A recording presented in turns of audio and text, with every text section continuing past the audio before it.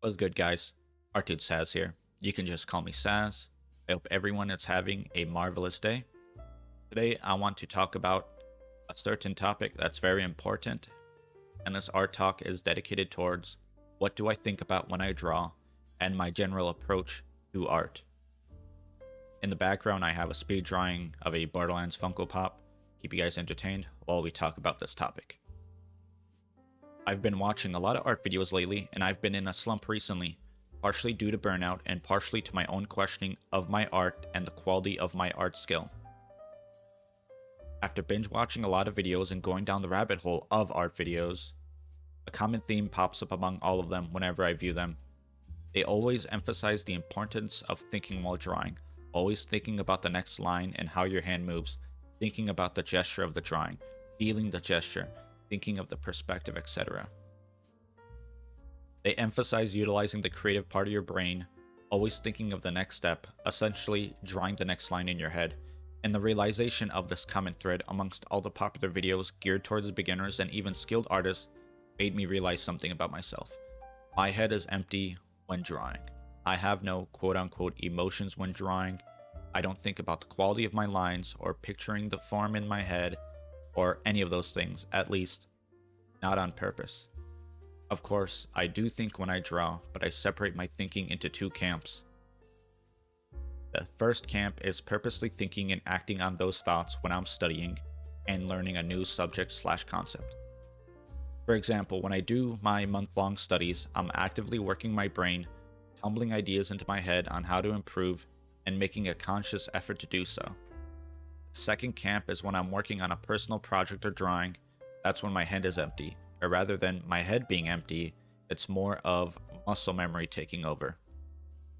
I just move my hand and utilize my skills born from studying. I talked about this in my intermediate artist art talk near the end, but I don't really imagine a finished product or a road to get to the finished product in my head.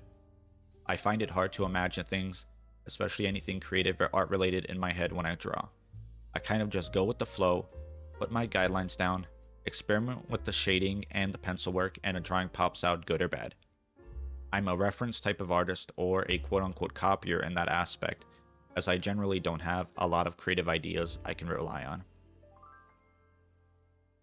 The way I approach drawing mentally and physically is very mechanical in that aspect.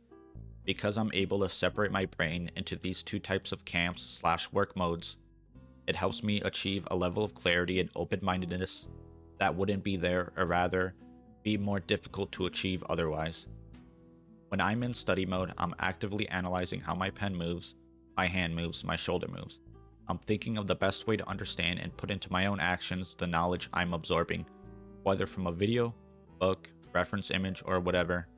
It helps me be more calm when I don't understand a particular subject and become more analytical when something goes wrong in a drawing.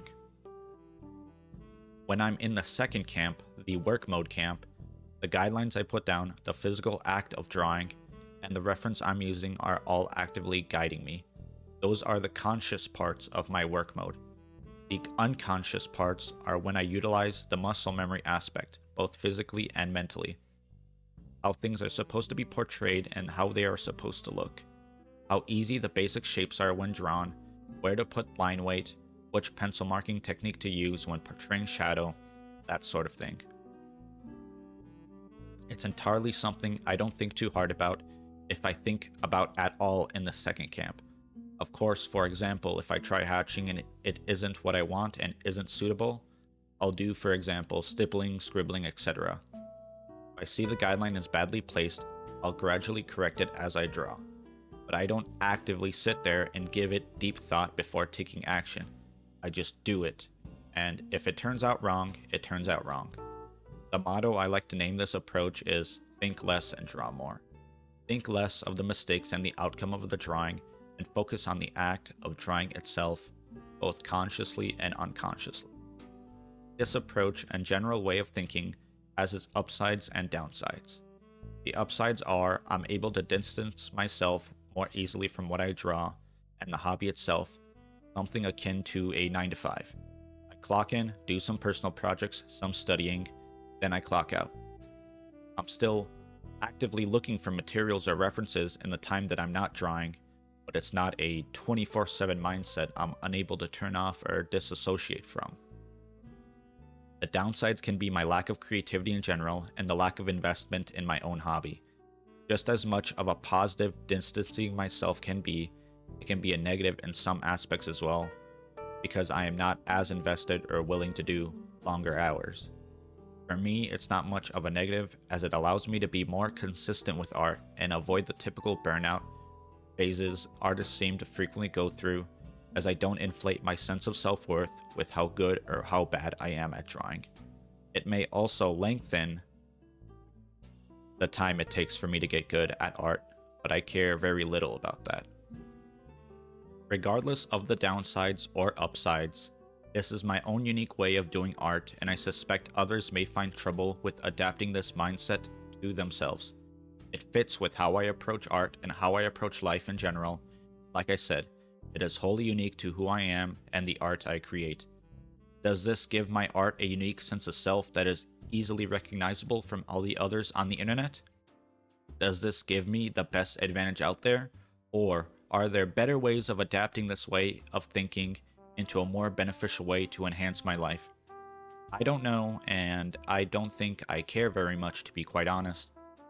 The way we experience life and how we handle life gives credence to our art.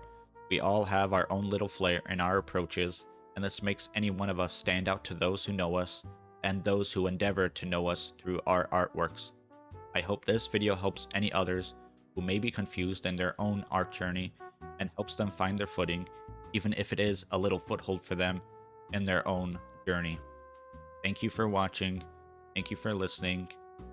My name is Artdude Saz. You can just call me Saz. I hope everyone has an amazing day. Thank you.